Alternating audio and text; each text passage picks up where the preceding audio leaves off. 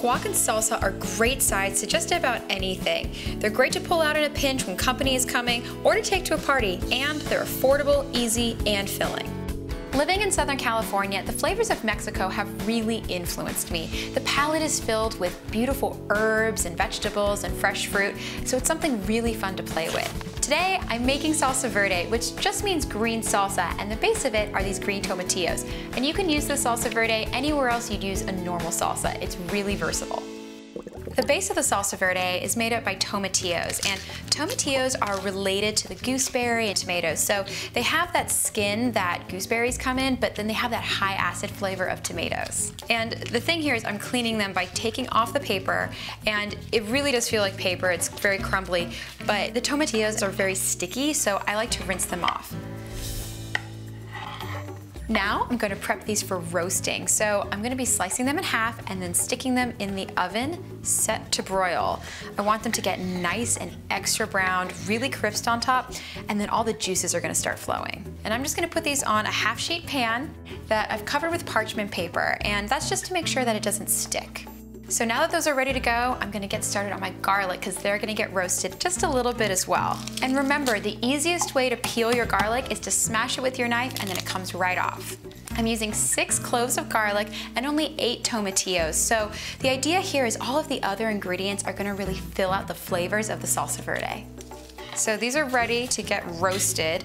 I'm sticking them in a little bit of aluminum foil, and they're not gonna get fully roasted. This is more just to develop a little bit of flavor and bring out some of the sweetness. And I'm gonna broil this whole thing. I want the tomatillos to get nice and roasted.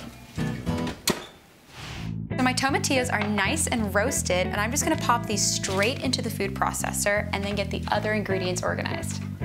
So now I'm gonna add my garlic, and you can tell that it's not really roasted or even colored in any way at all, but it feels warm and it just lets off this amazing garlic smell. So in it goes. Next up are some pasilla peppers, which I roasted earlier today. Just place them directly on your stove grate and rotate them to make sure all of the skin gets charred. Next, I'm going to peel my pasillas, and it's really easy because once you roast them, you can see that the skin is completely charred, which means that it's very easy to take off. So I have my little knife, and I'm just gonna scrape it, and you can see it comes right off, revealing the green underneath. So now I'm just gonna cut off the top, and then inside, I'm just gonna slice it like this, and I'm gonna get rid of the seed section. And then scrape out those residual seeds that are straggling behind. And then I'm just gonna roughly chop it because the food processor is basically gonna do all the work. Now I'm adding my cilantro, which I'm just ripping off. So I'm gonna start with half a bunch, and that just goes right in. And now just for a little kick, I'm gonna add some hot sauce. And this is something you can eyeball. You don't really want a lot. This isn't supposed to be a hot salsa. It's just to have a little bit of heat just at the end. And last but not least, I'm gonna add my seasoning. So just a little bit of salt and some pepper. And once again, I'm just gonna taste as I go. So I'll let this blitz, and then I'll give it a taste and see if I need to add a little more.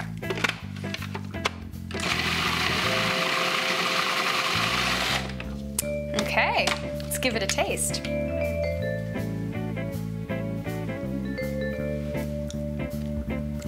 That's really good.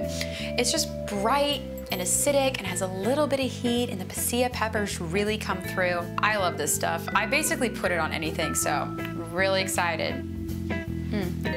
Well, I'm ready to move on to another great recipe, my dad's guacamole.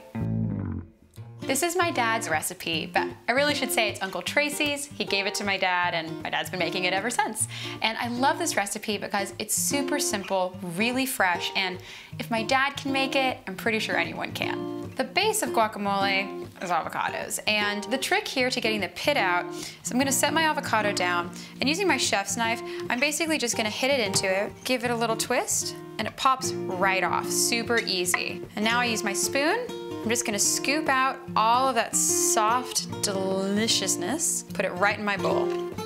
After adding the other 5 avocados, it's onto the red onion. And I like using a red onion because it has sort of a sweeter, milder flavor, and it doesn't overpower the buttery taste of the avocados. So I'm just gonna chop this pretty finely because I don't wanna get any big chunks of onion. So I'm just gonna pop about half of this in because I'm gonna add a little more as I mix it. I want this whole thing to be perfectly balanced. Up next, the cilantro. And I'm gonna be taking off the leaves just to make sure I don't get any of the stalks in there, because you don't really want anything chewy when you're enjoying a smooth, creamy guacamole. Well, that looks like enough cilantro, so now I'm going to finely chop it, just like so. Okay, well that looks very finely chopped. I'm just gonna pop this whole thing in there. Now, lemons are critical to guacamole. It not only keeps the avocado very green, but it adds a really important counter note to all of that buttery flavor that the avocado has. And now for the hot sauce. I'm just gonna eyeball it, but it's about half teaspoon, sort of whatever you feel like. And for the most important part, the seasoning. The salt in this equation is very important. It's gonna start with a little bit and taste as I go. And the black pepper goes in. It's so good in guacamole. Now I'm going to mash my guacamole, and I'm just using a fork. The trick here is you don't want to overdo it. You want it to still have a lot of texture. It should all come together and be really balanced. Well, that looks like the perfect consistency. There still are a lot of big chunks of avocado in there, but it's still creamy, so it's that perfect balance of texture. I'm gonna give it a taste to see if it needs any adjustment. That's so good. I got lucky and I got a little bit of everything in that bite. So I got some red onions, some of the cilantro. It's really delicious.